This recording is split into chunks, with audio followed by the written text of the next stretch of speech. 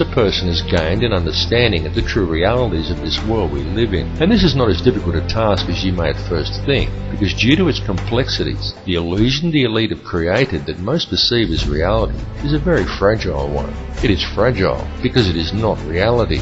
The reality is that the world does not have to be this way at all.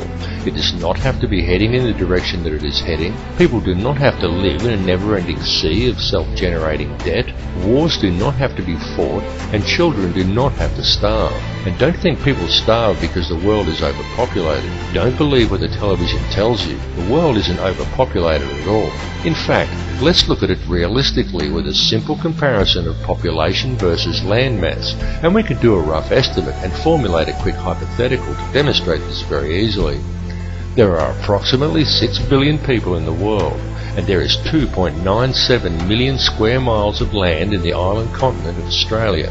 2.97 million square miles breaks down to 1,900,800,000 acres, which then converts down to 7,603,200,000 quarter-acre blocks of land. So, we could hypothetically give every person in the world a quarter-acre block of land, and they would all fit into an area the size of Australia. Each would have enough land that they could all have gardens and grow a substantial supply of their own food, and we would still have 1,603,200,000 quarter-acre blocks, or an area roughly half the size of Queensland, left over, plus the entire rest of the world.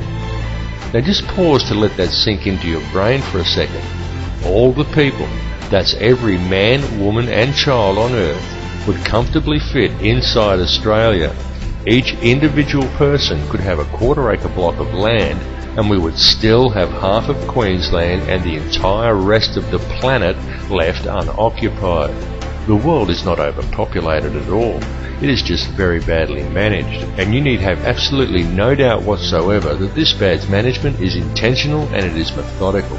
It would, however, be very simple to fix things, and all that is required is for people to wake up to how much they are being lied to and how much they are being scammed. And this goes for everyone. People really need to gain an understanding of how this system actually works, because this bad management is crippling the world and it is crippling the people. The methods that are used to do this become truly transparent once a person has gained a clear enough vision to see it, and people really do need to open their eyes and see it right now, because now that the world has been made smaller, and now that all the resources have been discovered and there are no frontiers left to conquer, the criminal elite intend to carry out a mass depopulation of this world, and their plan to do this is well underway. They are doing it in the Middle East with war, in countries such as Africa through starvation, and now in Western countries through water additives, aerial spraying, and through the introduction of toxic and nutrient-deficient genetically modified foods. And this is very soon to be taken to the next level with the global introduction of Codex Alimentarius, an insidious set of food guidelines that are due to come into effect worldwide on December 31st, 2009. But people are now beginning to wake up and realise that all is not right, and they are beginning to speak out. The police need to understand this situation and take action to address these matters as well, and this is very important, and there is no reason why the police should act against the people who are waking up and speaking out against this corrupt system. For the police are also being scammed, just as badly and in some ways even worse than everybody else.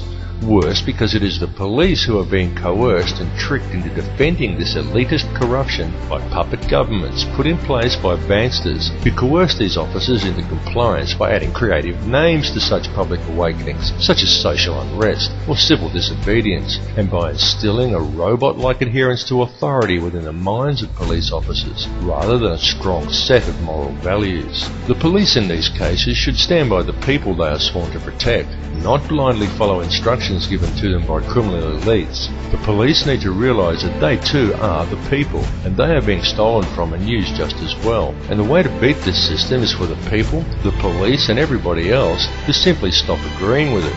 And also the politicians who bow to these corrupt money cartels and enact these ridiculous pieces of legislation. These politicians need to seriously think about what they are doing.